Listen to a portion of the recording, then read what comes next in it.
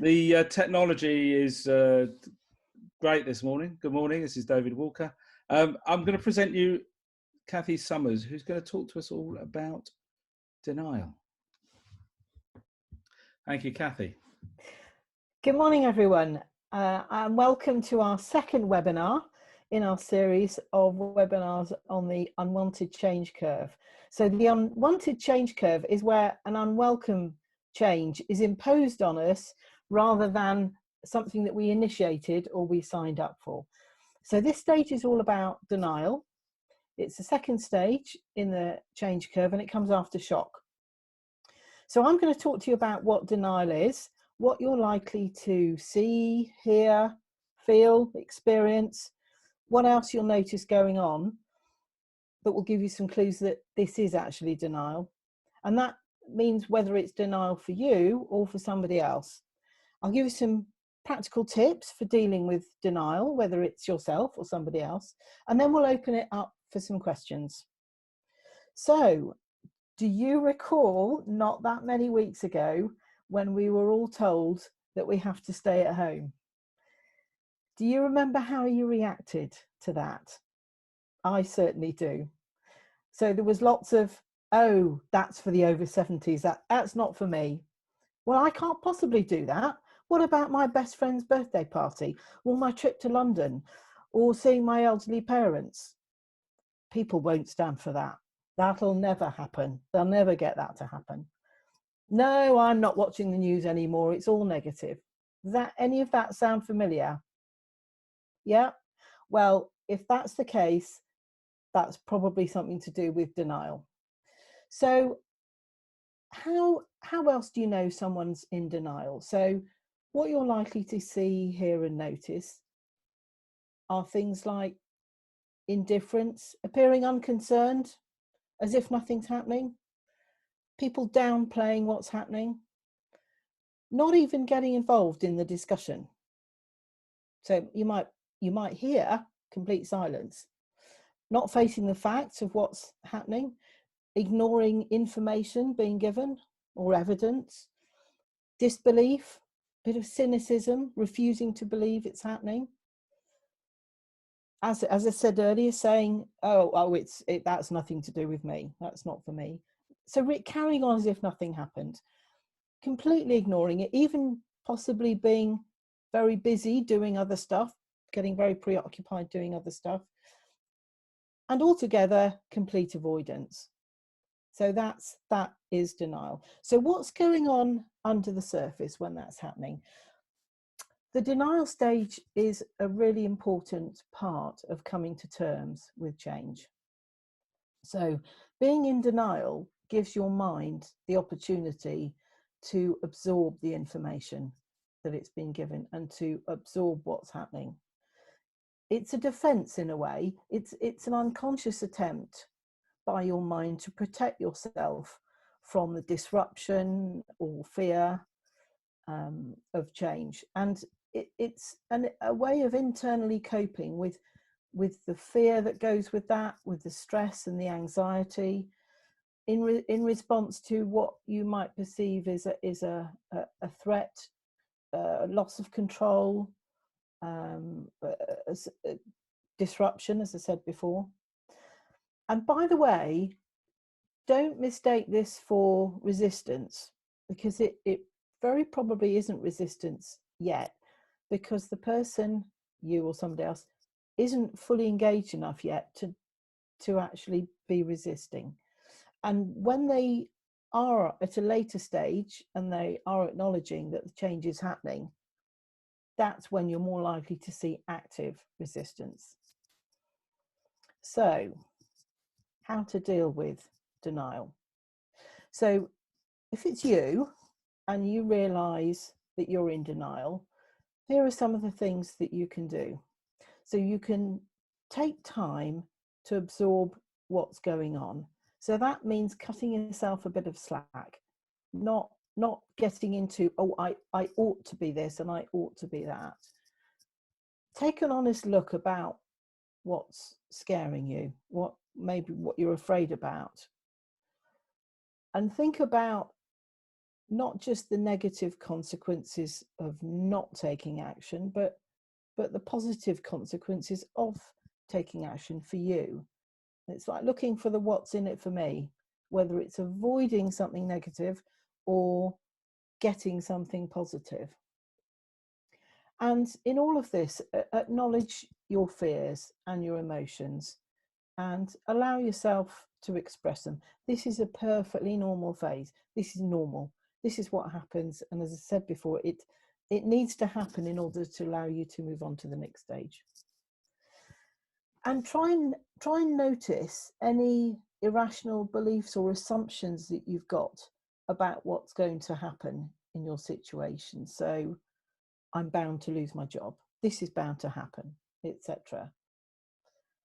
And you can always open up to, if you've got a trusted friend, trusted colleague, member of your family, a loved one, then talk about it. And another thing you can do is to write things down. So journal them, write them in a special notebook, or just jot them down somewhere. There's something about putting things down in black and white that can help you face up to what's going on with you. And don't worry about trying to put it in the right language or acceptable language. Just get it down how it feels, how it is. So those are some things to do if you're in denial. If one of your colleagues or a member of your team or somebody else that around you is in denial, here's a few things you can do. One of the biggest things, one of the most important things is communicate, communicate, communicate. Keep the conversation open, keep the conversation going, and make sure it's a two-way conversation. And try and find out, what does this change mean for them? Again, it's a similar thing that you would have done for yourself, is what's upsetting about it, what's scary about it, what's the negative about it, what's in it for them about it as well. And when you're doing that, tailor your communication to the individual concerned. So for example, if you've got somebody that likes to have things straight, get straight to the point, don't go round the houses with your communication. Obviously be sensitive, be compassionate, but talk to them in the way they like to receive information. Some people like to have had a chance to talk about how they feel first, and therefore let them do that. So, and don't be scared off by emotion. There may well be some emotion coming out at some point. So don't put the lid on it, let it happen. And keep repeating the facts, the what, the why, the when, the how, because it's very likely that people who are in denial won't take the information in the first time or the second time, possibly not the third. And you may need to keep repeating it.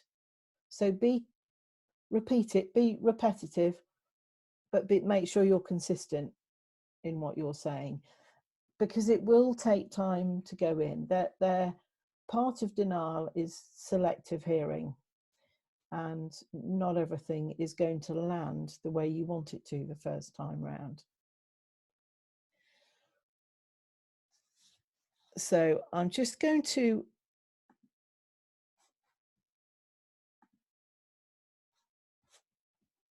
share my screen so that you can see what I'm talking about. So this was where denial was on the change curve. You can see it comes after shock, before frustration.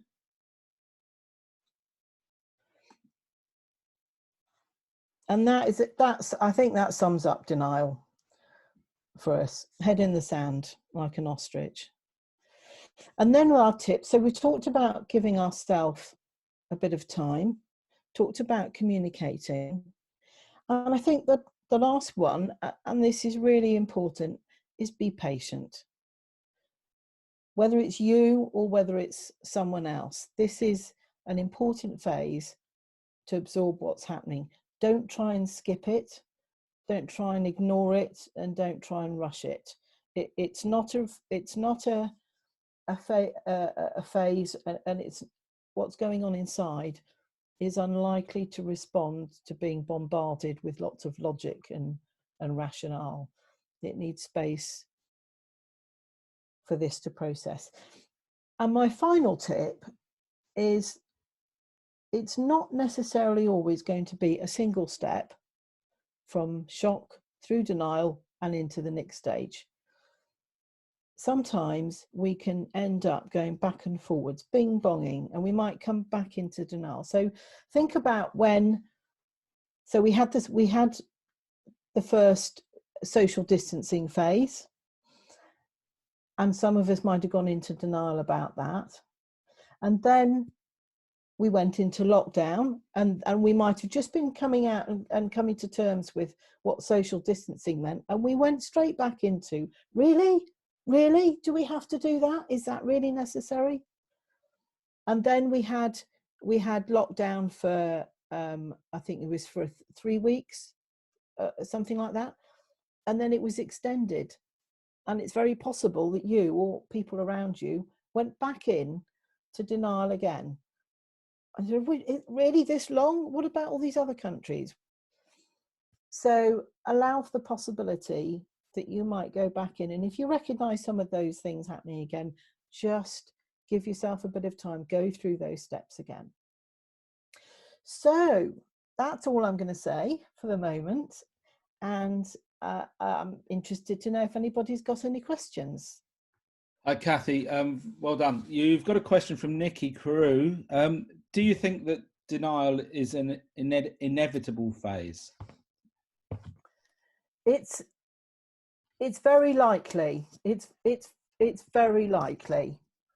I would say if somebody is in shock, I think it's pretty inevitable they'll be in denial after that, because it's all about taking the time that you need to process what's going on. So I would treat it as inevitable and look out for it. I hope that answers your question, Nikki. Does anybody have any more questions for Cathy? Otherwise, we'll call to a close. No, you have various comments, but nothing that looks like a question just now, Cathy. So I think you can wrap up. Okay.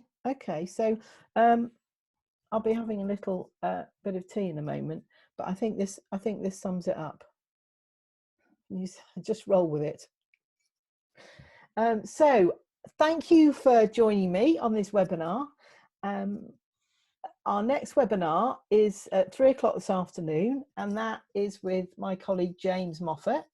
So do come back. Remember to tune in at 3 o'clock for our next webinar on frustration with James. And thank all you the best. as I say, thank you very much, everybody, for coming along.